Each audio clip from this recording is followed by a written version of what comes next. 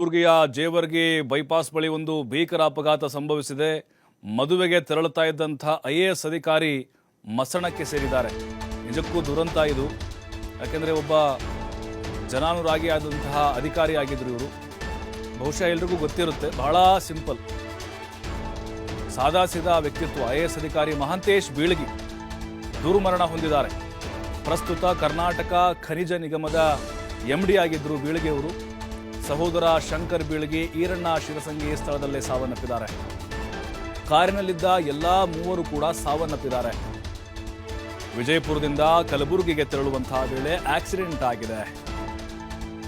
ಸಂಬಂಧಿಕರ ಮದುವೆಗೆ ಹೋಗ್ತಾ ಇದ್ರು ಬೀಳಗಿ ಮತ್ತೆ ಅವರ ಬ್ರದರ್ಸು. ಮರಕ್ಕೆ ಇನೋವಾ ಕಾರು ಡಿಕ್ಕಿಯಾಗಿ ದುರಂತ ಅಂತ್ಯ ಕಂಡಿದ್ದಾರೆ. ನೋಡಿ, ಇವರೇ ಮಹಾಂತೇಶ್ ಬೀಳಗಿ. ಈ ಹಿಂದೆ ದಾವಣಗೆರೆ ಜಿಲ್ಲಾಧಿಕಾರಿಯಾಗಿದ್ದರು. ಅದಾದಮೇಲೆ ಬೆಸ್ಕಾಂ ಇಲ್ಲೇ ಎಂಡಿ ಆಗಿದ್ದರು. ಮತ್ತು ಈಗ ಸದ್ಯಕ್ಕೆ ಕರ್ನಾಟಕ ಖನಿಜ ನಿಗಮದ ಎಂಡಿ ಆಗಿ ಕರ್ತವ್ಯ ನಿರ್ವಹಿಸ್ತಾ ಇದ್ರು. ಸಂಬಂಧಿಕರ ಮನೆಗೆ ಹೋಗ್ತಾ ಇದ್ರು ಬೀಳಗಿ ಮತ್ತು ಅವ್ರ ಕುಟುಂಬದವರು. ಆಸ್ಪತ್ರೆಗೆ ಆಗಮಿಸಿದ್ದಾರೆ ಈಗ ಕಲಬುರಗಿ ಜಿಲ್ಲಾಧಿಕಾರಿ ಹಾಗೆ ಎಸ್ ಪಿ ಅವರು. 2019ರಿಂದ 2022ರವರೆಗೆ ದಾವಣಗೆರೆಯ ಡಿಸಿ ಆಗಿ ಕಾರ್ಯವನ್ನು ಕೂಡ ನಿರ್ವಹಿಸಿದ್ದಾರೆ. ಇನ್ನು ಗಂಭೀರವಾಗಿ ಗಾಯಗೊಂಡಿದ್ರು ಅವರು. ಆಕ್ಸಿಡೆಂಟ್ ಆದಾಗ ತಕ್ಷಣ ಅವರನ್ನ ಕಲಬುರಗಿಯ ಖಾಸಗಿ ಆಸ್ಪತ್ರೆ